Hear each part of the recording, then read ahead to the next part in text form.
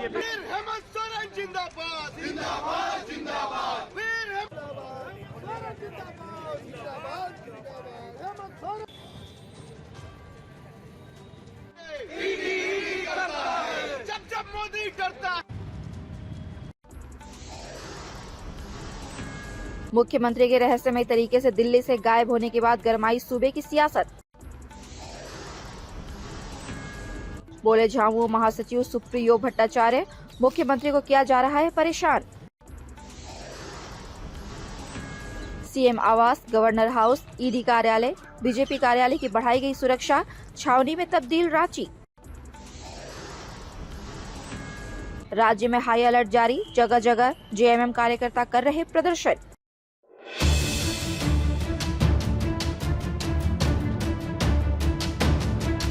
CM Hemant Soren के दिल्ली से रहस्यमय तरीके से गायब होने के बीच उठते तरह तरह की शंकाओं के बाद राजधानी रांची से लेकर जमशेदपुर तक झामुमो नेता और कार्यकर्ताओं में आक्रोश देखा जा रहा है।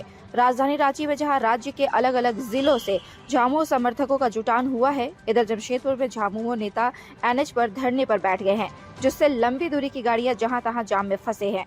उधर राजधानी रांची में सत्ताधारी दलों के मंत्री और विधायक पहुंच चुके हैं। मुख्यमंत्री आवास, गवर्नर हाउस, बीजेपी मुख्यालय, ईडी कार्यालय की सुरक्षा बढ़ा दी गई है। वहीं पूरे रांची को छावनी में तब्दील कर दिया गया है। झामुमो नेता लगातार केंद्र सरकार के विरोध में नारेबाजी कर रहे हैं। इस बीच झामुमो के महासचिव सुप्रियो भट्टाचार्य ने बताया कि मुख्यमंत्री दिल्ली में है, कहां है, इस पर उन्होंने नपे तुले अंदाज में जवाब दिया।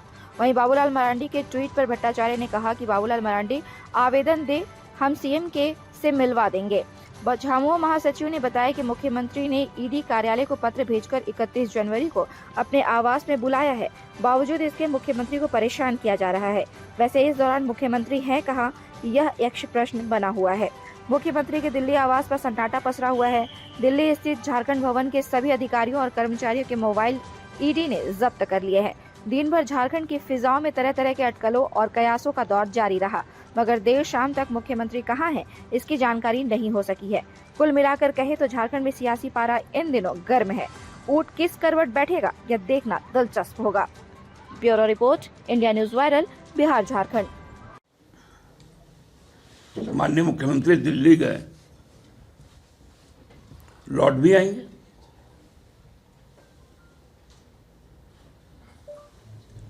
और 31 तारीख को तो 1 बजे उनको बुलाया ही गया, जब आप ही ने कहा था कि आप 29 से 31 के बीच में, तो हम तो तैयार हैं 31 को। आपने पूछा था कि स्थान बताइएगा, समय बताइएगा, पिछले बार भी आपने पूछा था। इस बार भी आपको बताया गया कि स्थान कांके रोड में आवास होगा और समय अपराह्न 1 बजे होगा। तो ये तरह तरह के भ्रम आखिर कौन उत्पन्न करवा रहा है?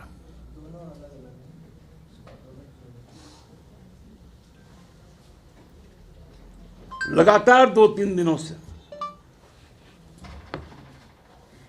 राज्य की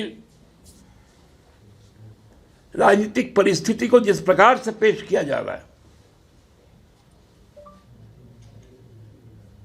ये लोकतांत्रिक मूल्यों के खिलाफ है। सीएम दिल्ली गए थे, दिल्ली में आप लोग टच में हैं सीएम के?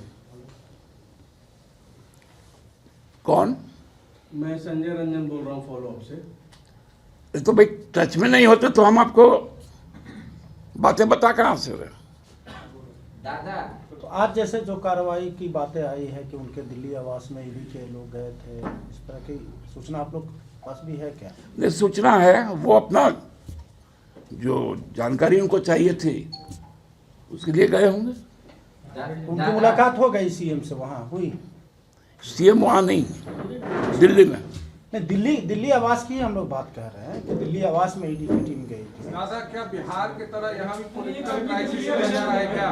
एक सवाल पूरा होने दीजिए ना प्लीज। एक तो पूरा होने दीजिए। क्या यार, ये ट्रेसलेस वाली जो बातें चल रही है, खबर चल रही कि सीएम ट्रेसलेस है, पता नहीं चल रहा है क्या? मतलब वो हम लोग सुनते थे ना, क्या एक ठो कहावत भी है, गोद में बच्चा शहर में ढिंढोरा। बाबूलाल जी ने इस पे जब ट्वीट किया दादा वो राज्यपाल से बोलने ही नहीं देते यार पीछे बोला जरूरी है। बाबूलाल जी ने भी ट्वीट किया है और कह रहे हैं कि सीएम फेसलेस है।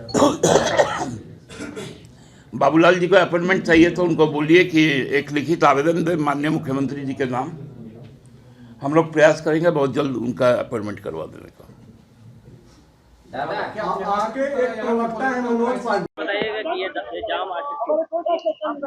देखिए, जिस तरह से केंद्र सरकार ईडी के माध्यम से झारखंड सरकार को डराने का, धमकाने का असंवैधानिक कार्य कर रही है, और जिस तरह से दिल्ली में भी आज जिस तरह की घटनाएं हम लोगों को जानकारी में आई है, जिस तरह से दिल्ली पुलिस कार्रवाई कर रही है, ये कहीं ना कहीं असंवैधानिक है और झारखंड के जनता को और झारखंड मुक्ति मोर्चा को रोड पर आने पर विवश किया गया है।